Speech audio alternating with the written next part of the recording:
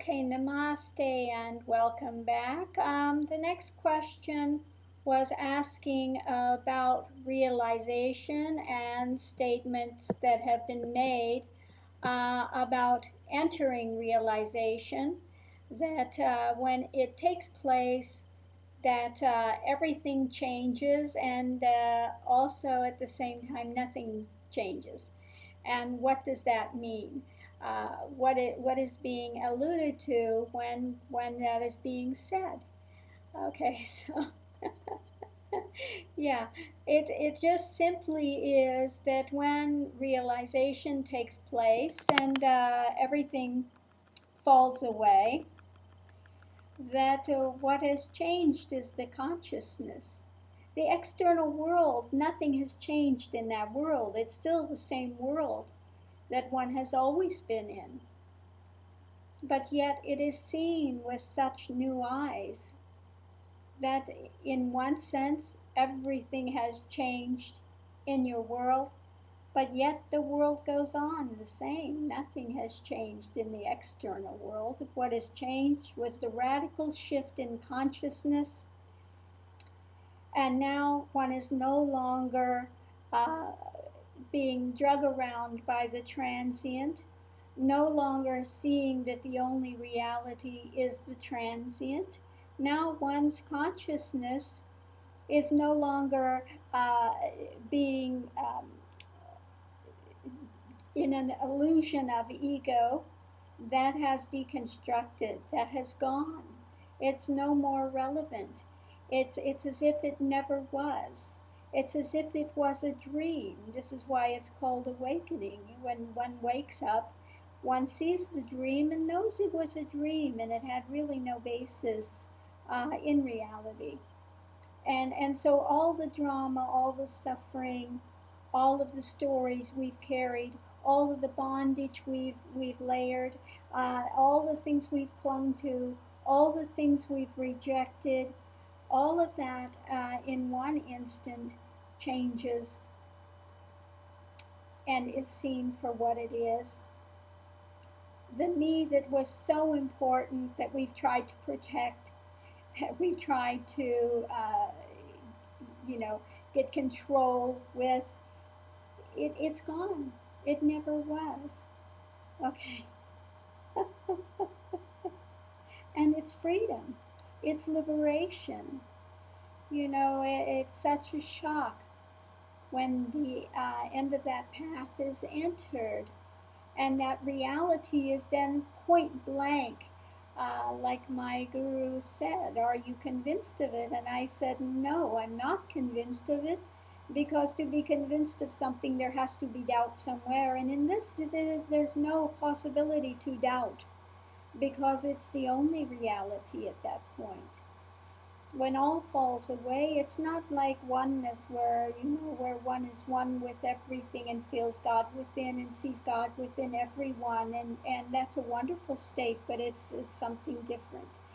Okay, when realization takes place and all has fallen away, there's only that divine is. Only that. And that has always been present. And that's known 100%, and it cannot be doubted. It cannot be, there's no way that a mind can occlude that.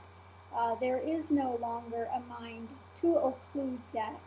It's fallen away also in that stillness, in that ever-present moment, which is available in the now.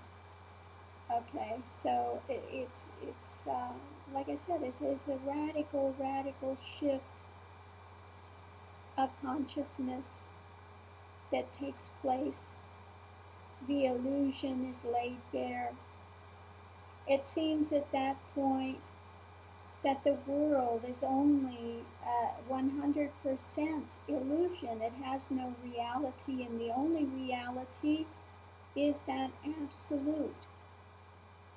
And so, this is what happens when one first glimpses or first goes into realization, and one wants to fully discount the world as being fully illusion.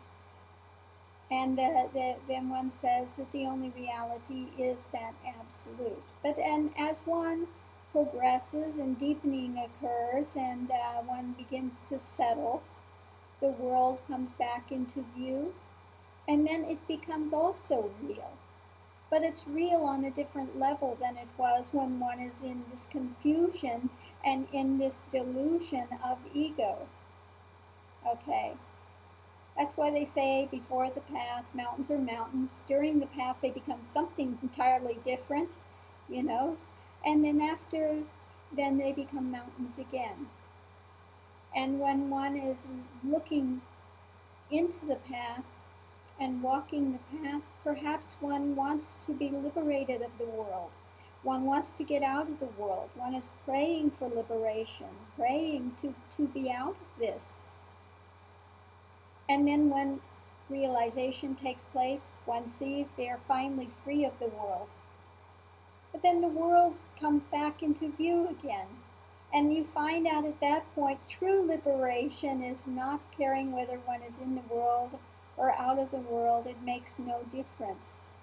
Yes, it makes a difference when one is in the suffering, in the illusion. Then yes, of course it makes a difference.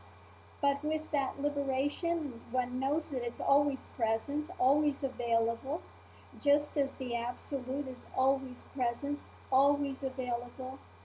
The difficulty is that one has to shift, and that focus and that journey takes place, and eventually the illusion, the delusion will deconstruct, and then one becomes privy to that which is always present, but has simply not been seen, which has been covered over by the moving mind, because moving mind is duality.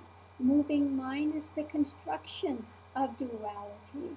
Moving mind is that Vishnu which keeps that duality intact. Okay, that's what that is. But eventually one does the path and Shiva deconstructs it. This is where, if we want to talk in Hindu modality, then that energy, that Shiva energy, will start to deconstruct that so that something new can come in. We would say then Kali cuts the head of ego. The path is like that of Durga. You know, one gets the tools to do battle with the different demonic realms, which are nothing more than mental constructs. Okay, so all of these things, when we talk about the Hindu words and things, we're talking about different energies, not about seeing these energies as a separate personification that it's to be worshipped. No, all of these things are found within your own journey, your own lives, okay? And so that's what we're speaking of when we speak of Shiva or Kali or whatever. We're talking about specific types of energies and specific things that are taking place within the journey. And so that's where that is at.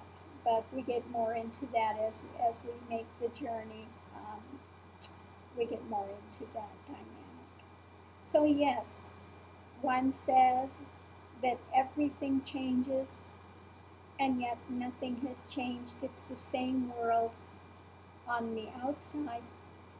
But when your consciousness changes, when your perception changes, that same world will be seen through different eyes, through a different understanding, through a different wisdom, through a different perception, through a different awareness. And so all changes and nothing has changed. So welcome to this wonderful journey. It's the longest journey you'll ever make, and you wind up going nowhere at the same time. All the paradoxes of the path. And it's a wonderful, mysterious thing. And I welcome you on this journey. Thank you for walking it, and thank you for asking your question. Namaste.